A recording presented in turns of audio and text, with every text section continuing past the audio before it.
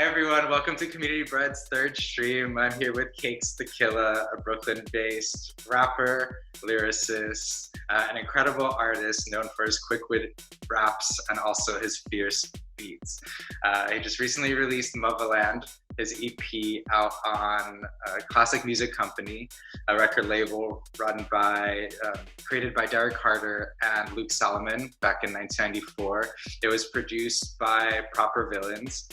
CAKES has worked with a lot of notable icons such as Honey Dijon and Luke Solomon, both of which who have remixed his track Don Dada. All of that is out now, and I would like to welcome CAKES the Killa for this interview.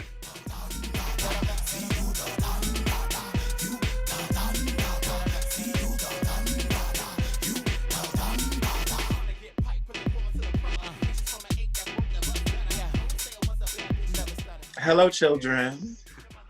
Hi. Have you been? I've been doing good. I'm not pregnant, so I'm doing pretty good. Oh, that's good news.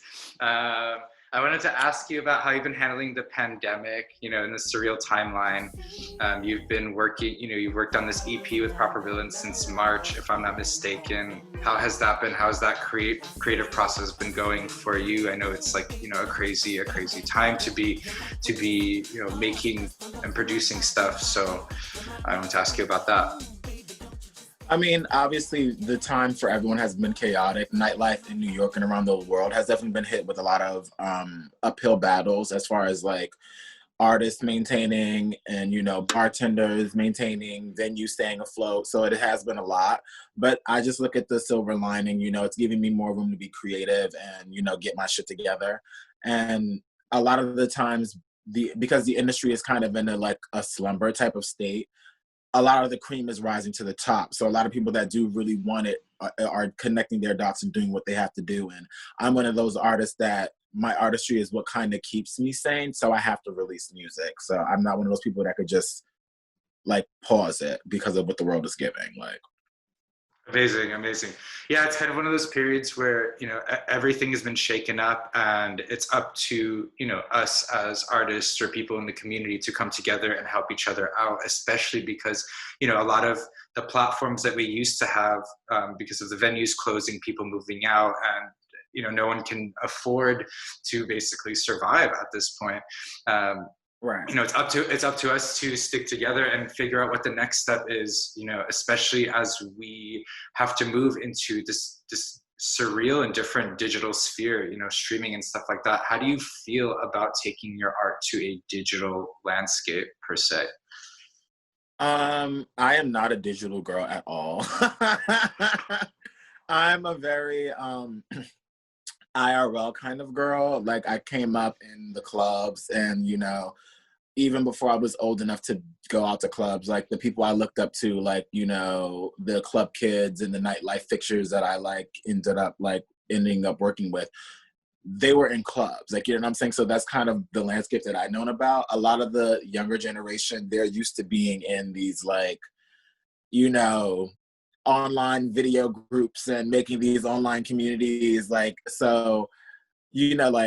I remember when YouTube first started and people were becoming YouTubers, and I'm I just can't talk to myself that much. So, but it's, as an artist from a different generation, you kind of have to pick and choose from the new generation what's going to apply to you and what makes sense and what feels organic. So, I go live here and there, No, I've seen you with your Ivy Park, unboxing, which was so fierce. BET sent me a ring light because, I'm a granny. So they're like, here, girl, get out there, we'll do a little thing. So shout out to BET, shout out to Ivy Park, keeping me an older auntie in the mix, in the know. Fierce. Speaking of that, the aspects of New York nightlife, being in a slumber right now, how do you see the city, as we move towards, a post-pandemic reality? What do you think will happen in terms of the creativity and New York City as a big creative hub? And not just New York, but Chicago, Berlin, LA, all of these places. What do you think will come out of all of this? Well, to be honest, I really can't say because we're not post-pandemic, we're actually on the cusp of like the second wave, allegedly. I don't know. I'm not Dolly Parton. I'm not a scientist.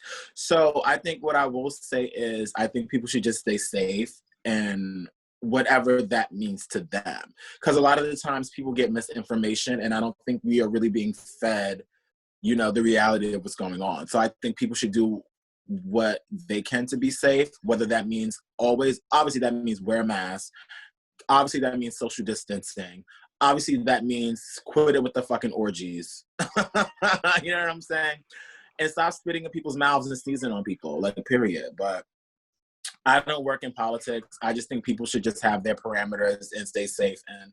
But I also think people need to do what they have to do to maintain sanity, because you don't want to lose yourself. A lot of people are self-medicating. And that's not always good. You still look good. I mean, she just turned 30, so she has to maintain. Oh, congratulations, babe. 30 is a big number. Yeah. So on the note of, you know, this year has been super crazy, not with just the pandemic, but also this was a very powerful and pivotal year for elevating marginal voices and communities, especially with the Black Lives Matter movements, the trans rights advocacy, and also with the announcement of the new president.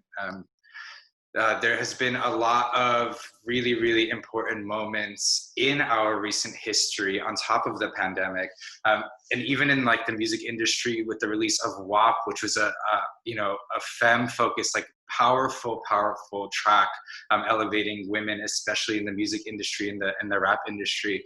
I want to ask you, for you as a queer Black artist, how does that impact you? What are the repercussions of that? Or, you know, what impact do you think all of this will have when it comes to the music industry as we move forward? Because all of this stuff was massive. Well, as someone that came out like kind of before this level of visibility was at such the height that it is now, I do think it's great, because I do think visibility is important for the newer generation. What I do think is kind of becoming problematic is the tokenism that is coming from this visibility. I think a lot of people are exploiting, you know, the visibility train, and I think people need to really assess why they want to be visible, how they use their platforms, and what exactly do they really want to fucking say.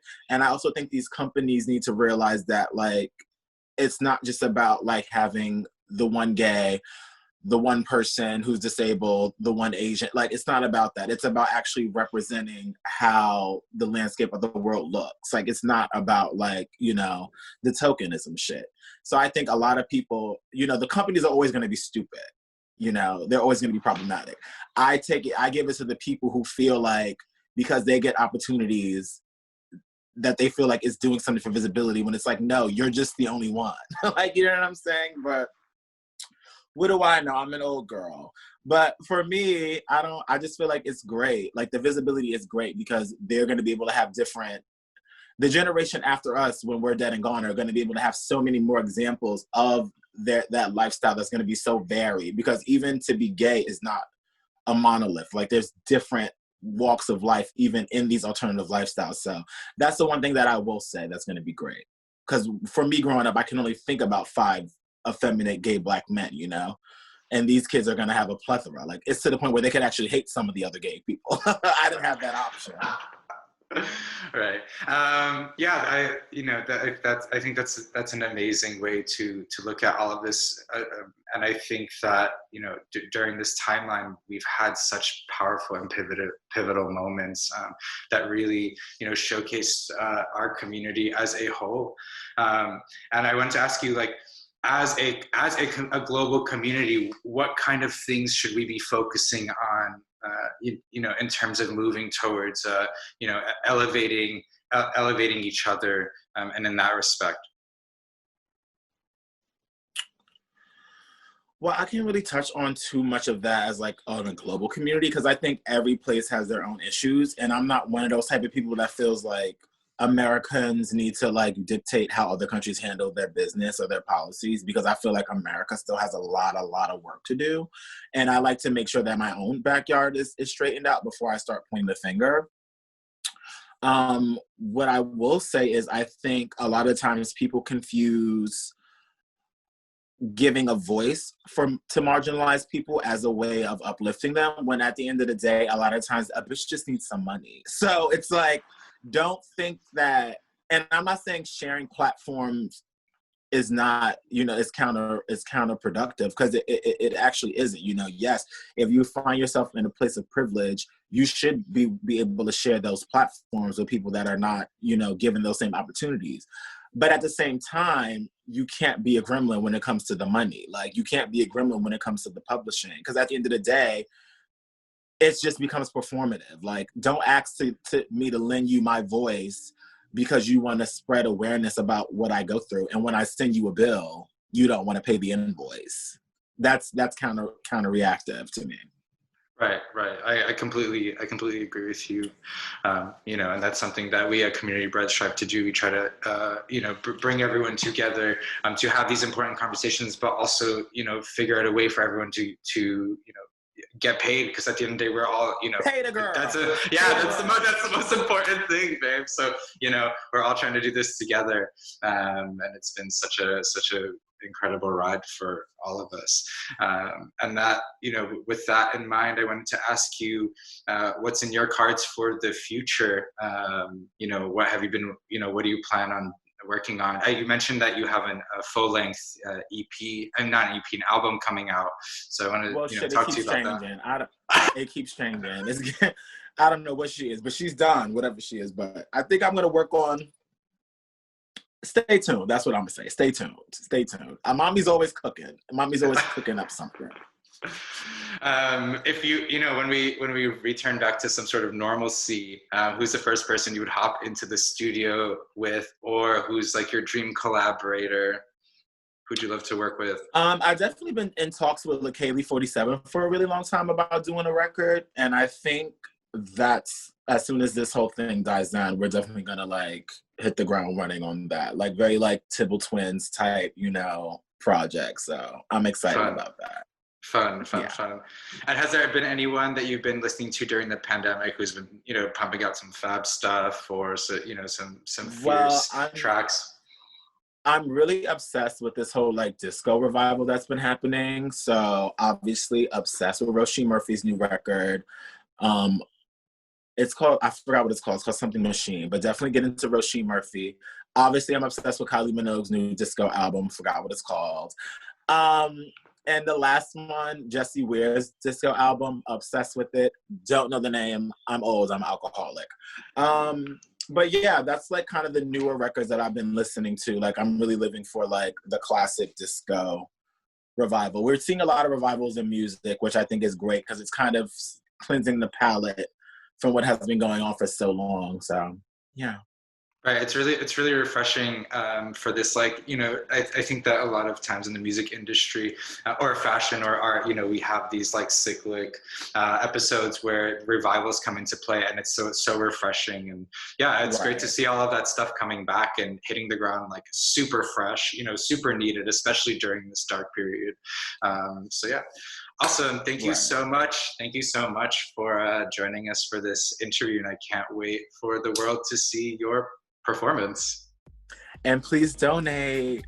Yeah, and buy CAKES' EP. It's fierce. It's fierce. Also donate. Yeah, also donate. All right. Thank you so much.